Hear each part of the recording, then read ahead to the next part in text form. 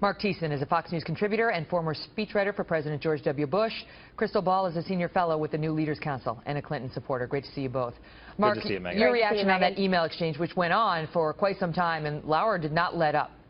Yeah, to paraphrase Ronald Reagan, there she goes again. I mean, she came up with yet another new email excuse. I mean, let's review the bidding, because it's actually it's getting a little bit complicated now. So first she said there was no classified information on my server. FBI says that's not true.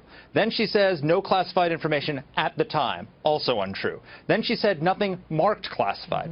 Also untrue. Now she comes up with a new excuse. There was nothing with a classified header. That all classified information has a header. First of all, that's not true. There is, and the law says she is required to protect classified information, whether marked or unmarked. So, the FBI director said she should have known. But second, if there were classified information on her server without any headers, how did it get there? The way it got there was that she and her staff took the headers off. Classified information can't just appear. It has to be entered in. The two systems, the classified email system and the unclass, are not connected. So she or somebody on her staff put classified information onto an email without a header, which is a violation of the law, and she's using that as a defense. It's unbelievable. Crystal? You know, Mark says some things that are true there, and then he goes a little bit too far beyond what the FBI reported. You know, everything Hillary Clinton said here was absolutely accurate. The emails that she received that did have classified information, they didn't have the proper headings. Why is that an excuse? As a political tactician, though. No, but just answer my question. Let's walk the viewers through it, truly. Why is that? How is that an excuse? Well, and that's exactly where I'm going. I don't think it is an excuse, and I thought that she needed to take more responsibility here, as she has in the past. I mean, ultimately, she did screw up, and there's no denying that, and she has acknowledged that setting up the private email system. After about 50 interviews where she tried to dodge and weave and not say that. She said it repeatedly that it was an error. She said it tonight again that it was an error. That it wasn't, and everybody else did it, from Colin Powell to Madeline. I mean, we had months on that answer till finally it was undeniable, and she was like, it was a mistake. I'm sorry. And then she was like, I apologize. And they were like, you apologize? She's like, I didn't apologize. And they were like, why not? She said, I'm sorry. That's what happened.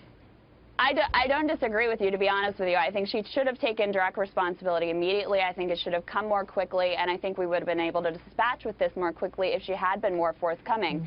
But on the facts of the matter, everything she said here was accurate. I actually think the biggest issue for her in terms of what she said was that she'd done everything exactly right. Now, as far as whether this is disqualifying or not. She said that. You didn't like that. I think is an issue for her politically, because ultimately the voters are looking at this and saying, well, you've already acknowledge you didn't do everything right, and that's clear. So accept responsibility, learn the lessons, and then we can move forward.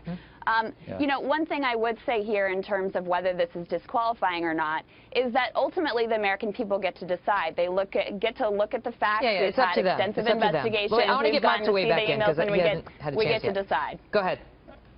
Well, just number one, what she said wasn't true, because she said there was no indication that it was classified. There was a C in one of the emails that the FBI pointed out to her in her interview, and she said, I thought that.